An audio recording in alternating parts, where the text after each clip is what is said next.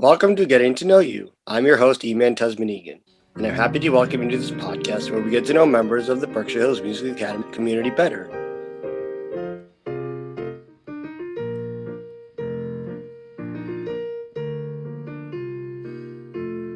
Our guest for today's episode is Brianna Rzeznik, joining us via Zoom. Welcome to Getting to know you, Brianna. I'm so happy to have a chance to interview you today. Thanks, Eman. I'm excited to be interviewed. Thank you for having me. You're welcome. So the first question is, how long have you been working at Berkshire Hills Music Academy? I have been working at BHMA for about 5.5 years. It's been a while. It's been a great 5.5 years too. I started 2016. I was a residential assistant. Then I became a residential advisor. And then I started teaching in the music department. And the rest is history. How long have you been working with people with disabilities? I've been working with folks with disabilities since I was 14 years old. So I'm 27 now, so about 13 years. How long have you been playing the viola? I've been playing the viola since I was 10, so about 17 years. And my very first instrument.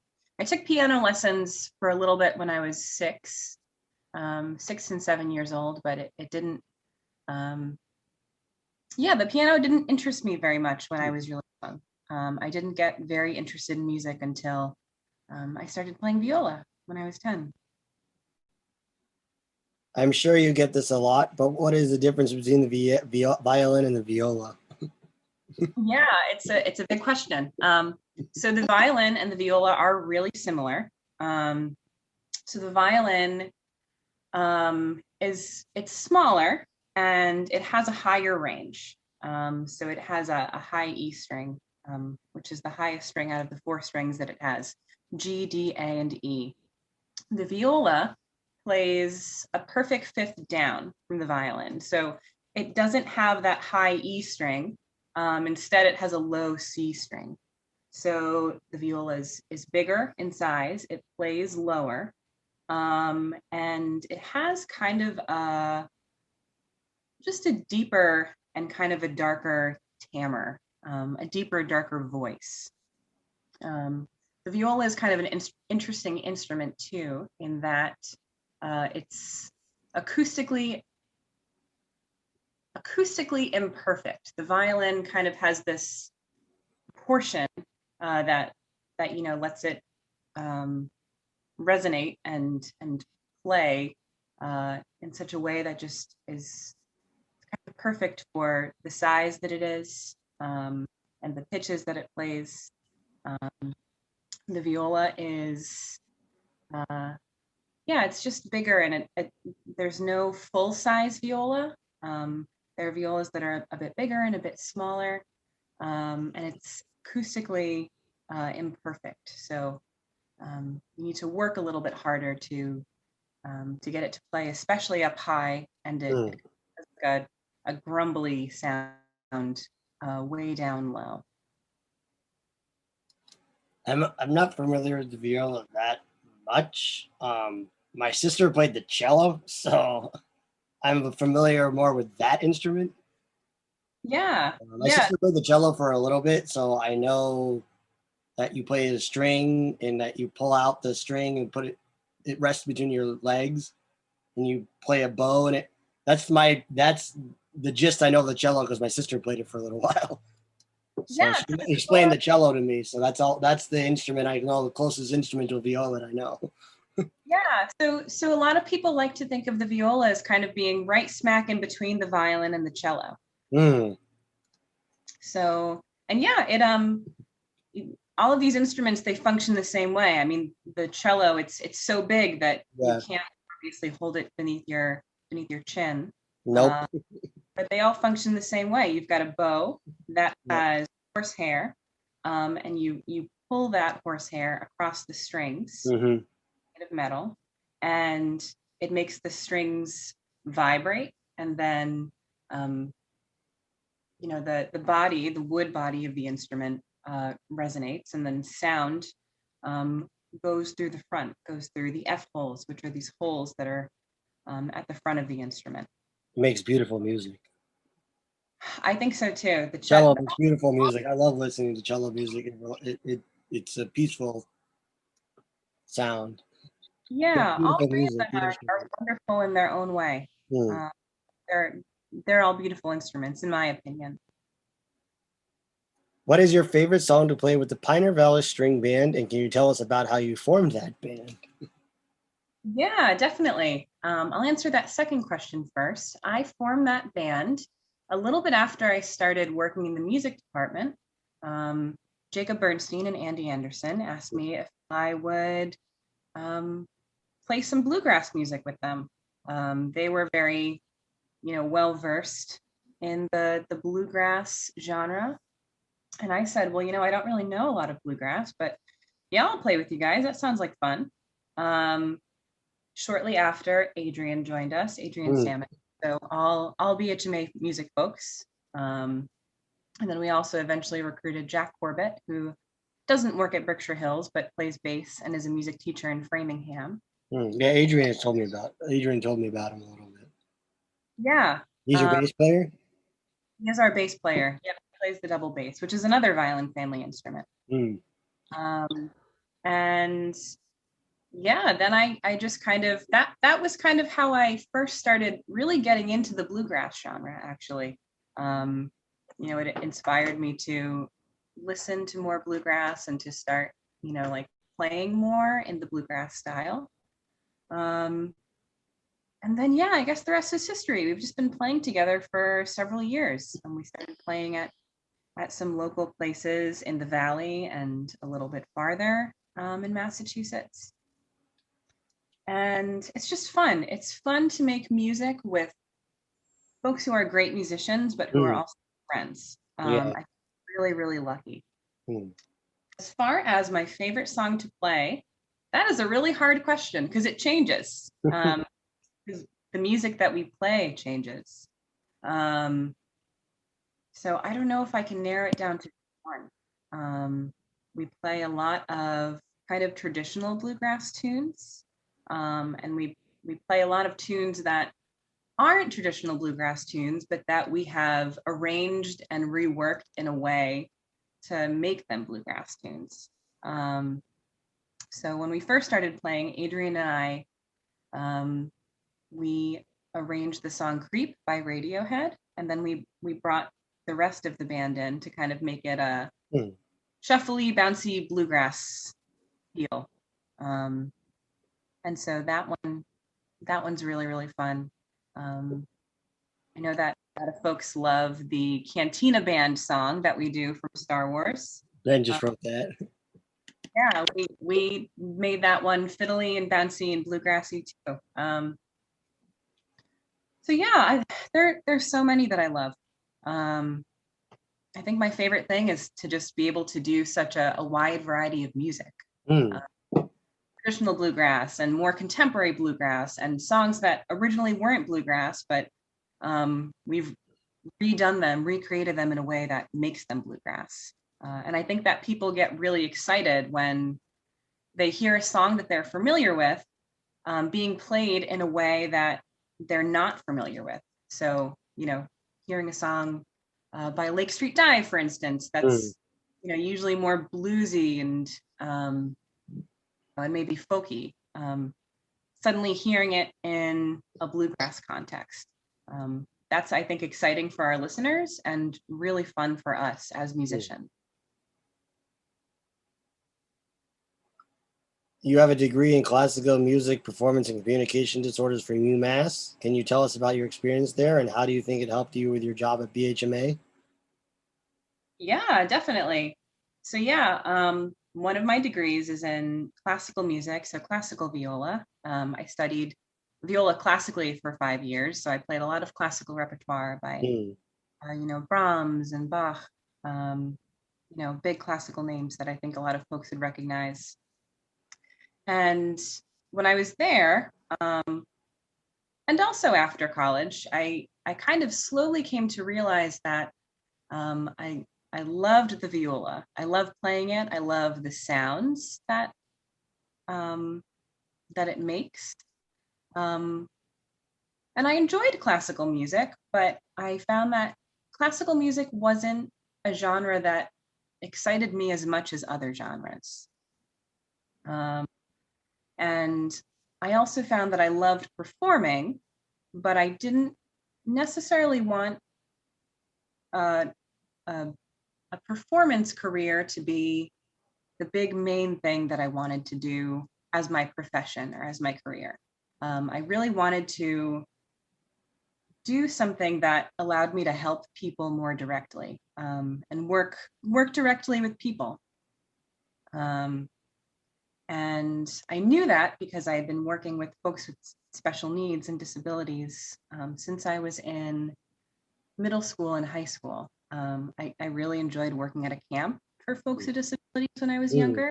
And so that, even way back before I started college, kind of planted the seed that, oh, I really want to work in service to other people. But I love music and I love my viola. So I also wanted that to be, something that was a big part of me when I grew up, and had a job. Communication disorders was my other degree at UMass. And so communication disorders is kind of the study of how people communicate, how they speak, how they produce language, how they express language, and how they understand language. And it also has a lot to do with how people's ears work, hearing and such. And I always found that that was kind of a cool subject. And I also figured that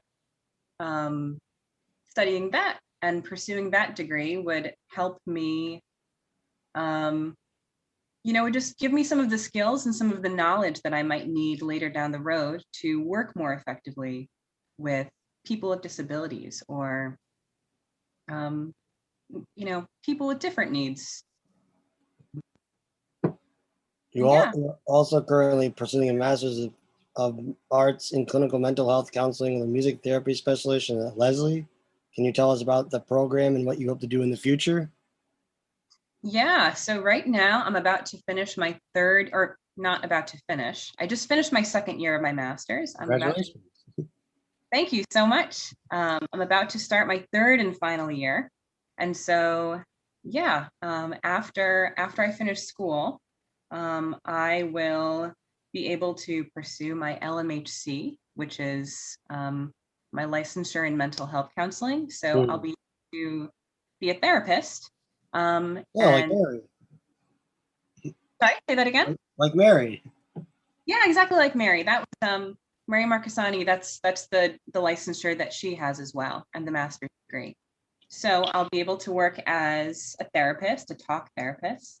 And that program will also grant me a music therapy specialization. So I'll also be Leslie, right? Yeah, it's at Leslie University in Cambridge. So I'll have an MTBC, or a music therapist board certification. And so Nice. I'll be able to practice music therapy as well. Yeah, thank you. Is it online, or do you actually drive to Boston? So I drive to Boston in the summers, and I take a few weeks long kind of intensive residency where I take classes in person for a few weeks. Oh, so the summers, that's now. Yeah, so I just did that this past July. Oh, you drove out there? I drove out there and I stayed for a couple weeks, and I took some intensive courses. Nice. In group therapy and music therapy. And I also get to learn about other expressive therapies like art therapy, dance therapy, and drama therapy. Nice. So a lot of creative things are really integrated in that. And then throughout the rest of the year, it is all online. So when I'm not working at BHMA and when I'm not out, gigging with... You're working at school. And yeah, I'm usually here chugging away at my computer, trying to get my assignments done. Do you have to do it? So you have it probably coming up this week, I'm guessing? Yeah. Right now I don't have any classes that are meeting on Zoom. Those will start at September. But Oh, so okay. So you're like us. You have a week of no school. well, school kind of continues, but it's not really classes. It's more assignments that I can do Oh, kind okay. of in time, but it's still I still have due dates and stuff. Oh, but you Um, don't start classes until the next month. yeah, Okay. yeah. The format of classes is different. Some of them we don't meet with Yep. on Zoom. Some of them we do. Okay. Um, so a lot of different classes, a lot of different styles of classes. So you have an Um, LHMC like Mary has license. yeah, yeah. I'll be able to earn that um, a little while after I finish my whole program. How many credits do you need to get it? Oof. As Like how far many as credits do you need to have to get the LHMC? so as far as credits, I don't remember off the top of my head how many credits are in my master's program specifically. But once I graduate, I'll have to accrue, I think it's 1,200 hours of kind of practicing being a clinician, but being Hmm. supervised by other clinicians. Oh, okay. And then I'll have to sit for an exam. Okay. Uh, and once I check off all these different boxes of things that I need during my master's and after Yeah. my Mm. master's, Mm. I'm able to get that licensure. So it's kind of a long process, Mm. but I'm excited about it, and It's I'm all worth glad. it. It's all worth it in the end. Exactly. I think it's going to be worth it. I think that I'm really going to enjoy doing it for sure. Do you have a favorite joke? Do I have a favorite joke? Oh my gosh. Um, I don't know if I have a favorite joke.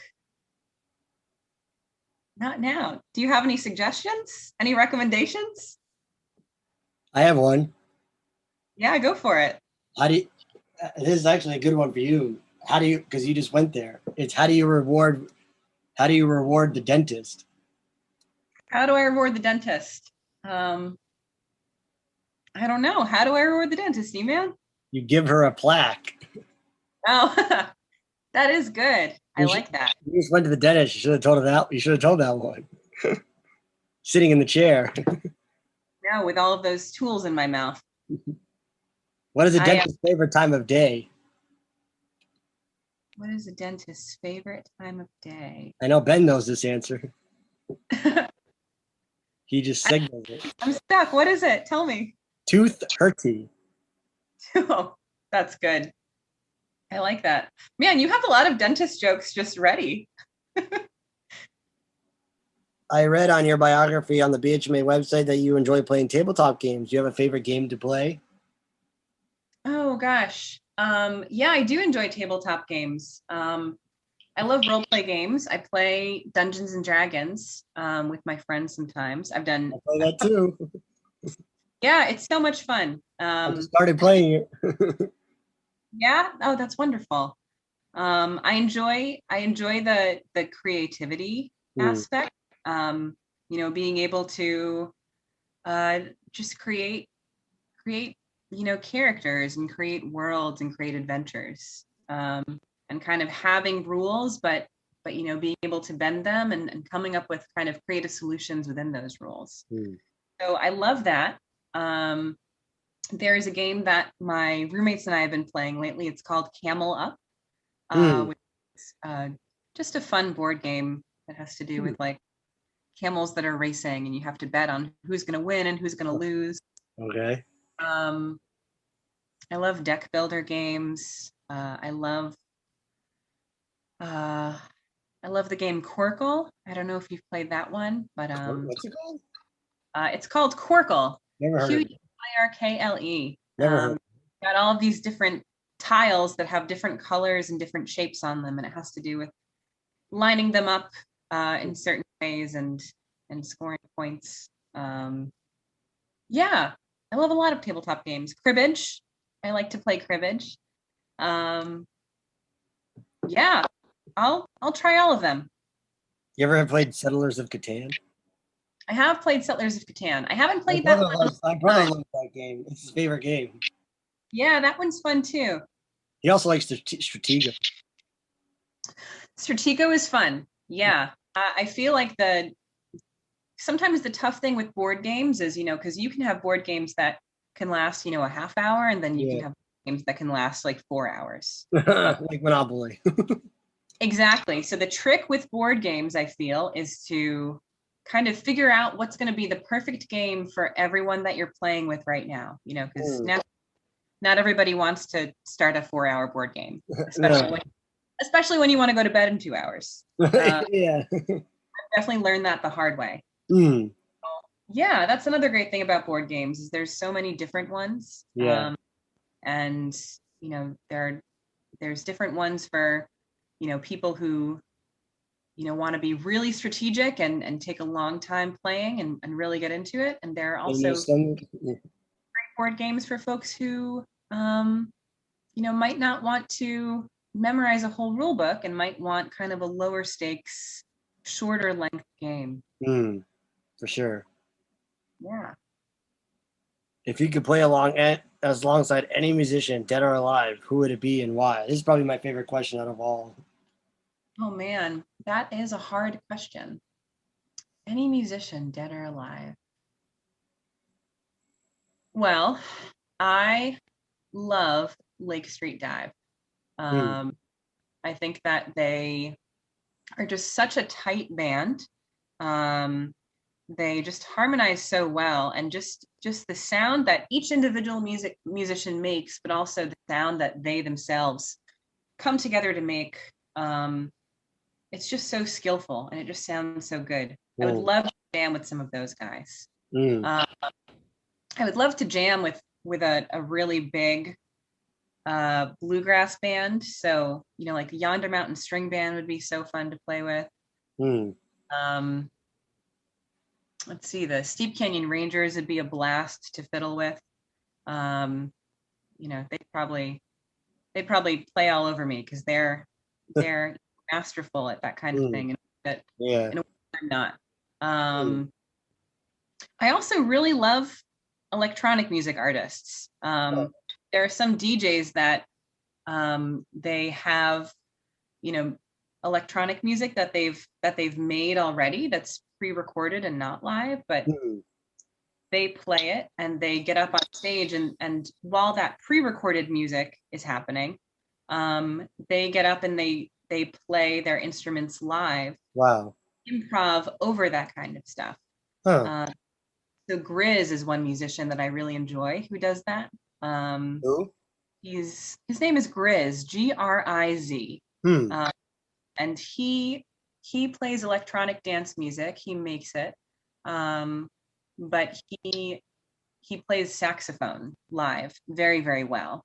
And so he has the tracks that he plays. Then he gets up on stage and he improvs live saxophone over it. And sometimes he has a full brass band, and sometimes he has singers that are doing live stuff over that pre-recorded music. And so I think that kind of stuff is very, very cool.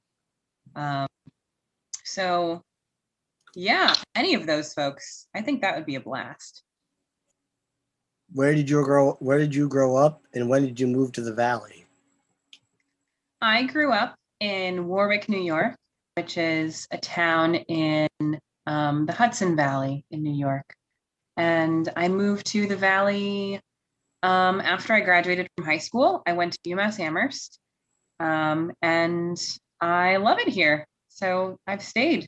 I've been here for about 10 years, and I'm very happy here. What are your favorite outdoor activities?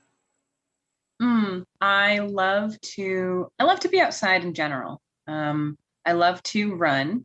I run pretty often. I love to go for walks. I love to ride my bike. Being outside in general just feels really good for me. I love to garden. Right now, I don't have a garden where I live. I live in, so that's a bit of a bummer. But when I have access to a garden, I love to do. And I love to swim too. I love finding local watering holes. Me too. I love to go to the beach. I just like to be outside. Anything outside, I'll take it. What is your favorite style of music to listen to? It really depends. My mood, my energy level, they kind of all inform what kind of music I seek in that moment.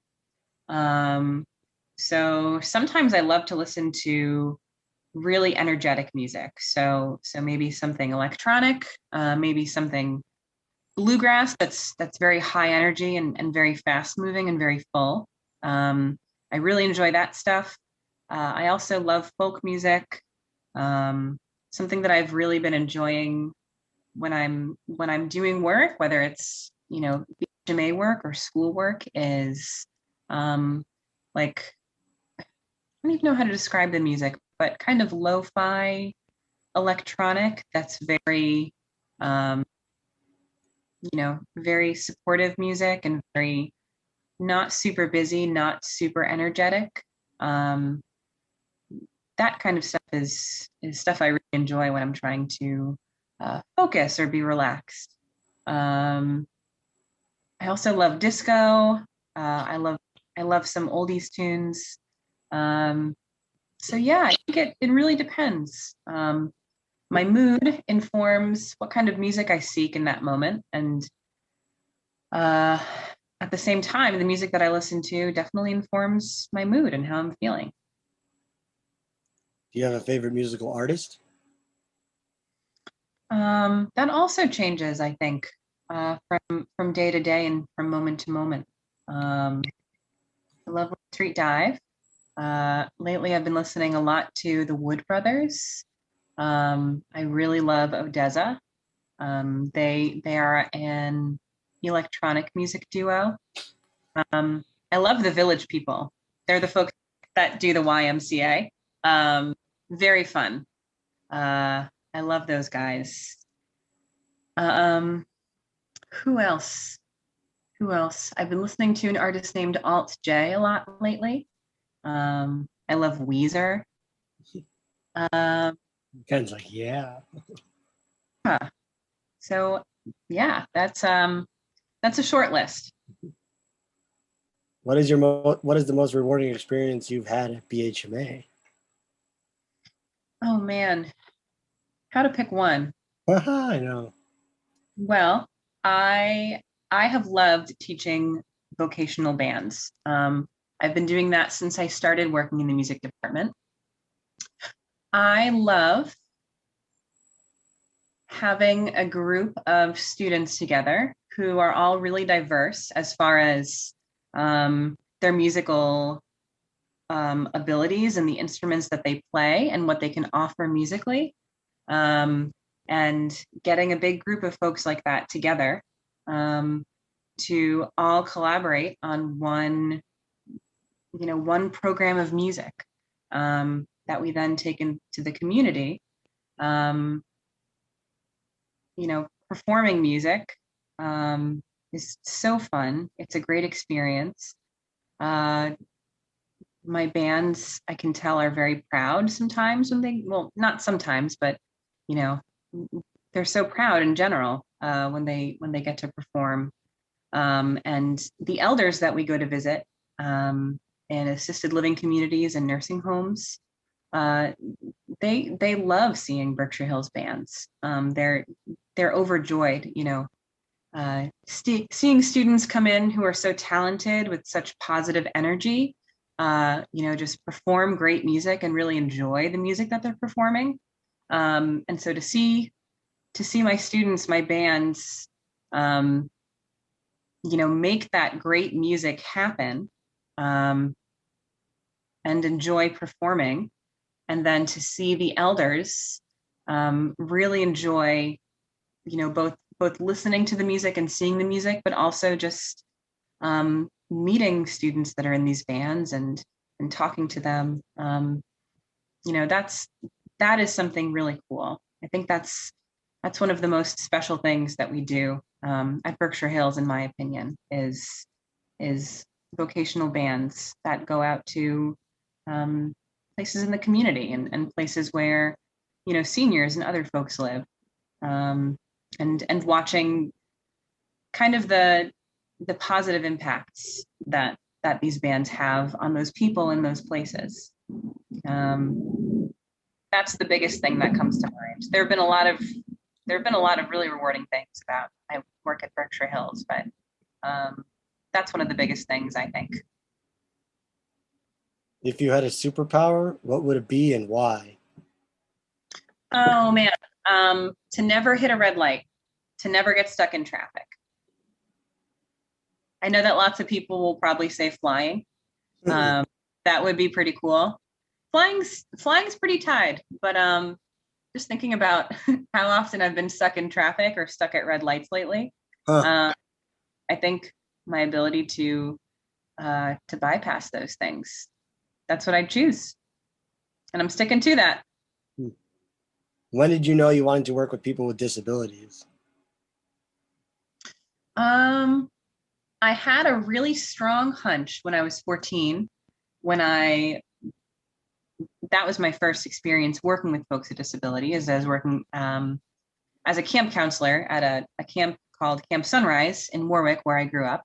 It was a summer camp for folks with disabilities.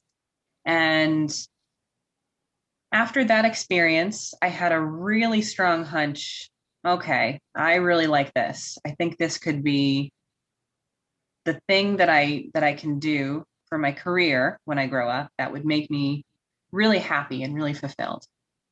And then that was my strong hunch. And then as my life went on, and as I had other experiences working with folks with disabilities, those experiences kind of took that hunch and turned it into, well, now I know that this is definitely something that I'd like to do. What were some of your responsibilities at the camp as a counselor? Yeah, so I would be paired with one or two campers, and I was kind of their point person for that whole week. So we would share a cabin together. Some folks needed help with kind of their morning routines, their night routines, getting ready for the day and for meals and for activities that we did, and then doing those activities with those folks. And really just helping them to have the best time that they possibly could at camp. Their experience there as fun and as good for them and as rich as possible. That's kind of the long and short of it. Did you always know you wanted to be a musician and a clinician, or do you have any other passions you might have wanted to pursue? No, I didn't always know that I wanted to be a musician. I've had some periods in my life where I didn't think that music would be, or I wasn't sure if music would be a huge part of my career and my job. I will tell you that when I started teaching music at Berkshire Hills, I pretty quickly realized, yeah, that's right. I do love music. And I think that whatever stuff I do in my life, whatever jobs, whatever careers, gigs, music's going to be a big part. But yeah, there were definitely times before I realized that. And like I said, kind of before about work with folks with disabilities, it's really been the accumulation of all of the experiences that I've had throughout my life that have kind of led up to me realizing, okay, yeah, this is what I want to do. Music's really important, and I want it to be integrated in some way into my career. As far as other passions, I really enjoy writing. I enjoy creative writing a lot. So I've considered, that was something that I considered. I wanted to be a nutritionist for a while because I wanted to help people. There are a lot of different ways to help people. I think I knew for a long time that I wanted to help people in some way. I just didn't know what people I wanted to help or in what way. And so just like being a talk therapist, just like being a music therapist, just like being a teacher, those are all ways that a person can be a helper in their job. being a nutritionist, would be a different way of helping people, helping people be well and be healthy through, helping them understand what foods their body needs and what foods their body doesn't need. So those were some things that earlier in my life, I definitely considered as career paths. What is the most exciting experience you've had in your life?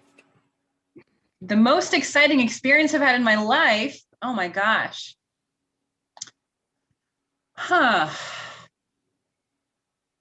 Man, some of these questions are really hard, man. I don't know. Well, let's see. Some of the performances that I've played have been really, really exciting and really stand out to me. One of my recitals when I was in college, my junior viola recital, that really stood out to me because I worked really, really hard and I practiced hours a day for over a year to prepare and memorize a lot of really hard classical viola repertoire. And then I got to perform on stage for my family members and all of my best friends, basically everybody in my life that I loved, got to kind of bear witness to something that I had worked really hard on for a really long time and was very proud of. So that's one experience that stands out to me for sure. What is your favorite song to play on the viola? My favorite song to play on the viola, I think Ashokan Farewell. We do it in the string band. Not bad song. Yeah, it's by Jay Unger. A lot of folks will recognize it, I think, if they look it up. It's called Ashokan Farewell, and usually Andy accompanies on guitar. Sometimes Jacob adds some banjo. Sometimes Dak adds some bass in the string band. But it's just a beautiful song, and whether you play it on violin, viola, cello, I feel like it's a melody that was just made for violin family instruments, and it's just beautiful. And my dad really, really loves that song too. It's a special song for him, so that kind of creates an emotional attachment too that I have to the song. So that makes it particularly special for me. If you could choose one song to play every time you walked into a room for the rest of your life, what song would you choose and why? Oh man, there are so many directions that I can go with this answer. I could do something serious and dramatic. I could do something funky and upbeat. Maybe Celebration by Kool and the Gang. Yeah, good song. Is there anything else you would like to add before we sign off? I don't think so. I feel like I don't know. Not that I can think of. Is there anything else that you want to ask me? No, I don't think so. Cool. Well, I mean, thank you so much for asking me to be interviewed. I've never been, I don't know if I've ever really been interviewed outside of the context of a job interview or a college interview. So this was a very cool, unique experience. So thank you so much. You're welcome. Thanks for coming. Thank you for having me. Thank you, everyone, for listening to today's episode of Getting to Know You. I'd like to thank Brianna again for taking the time to talk with us. Our theme song is Getting to Know You by Rodgers and Hammerstein, performed by BHMA community member Franklin Nichols. Editing is done by Ben Rosenthal. Creative direction by me, Eman Tuzman-Eagan, with creative support from Cindy and my mom. We hope you enjoy the show.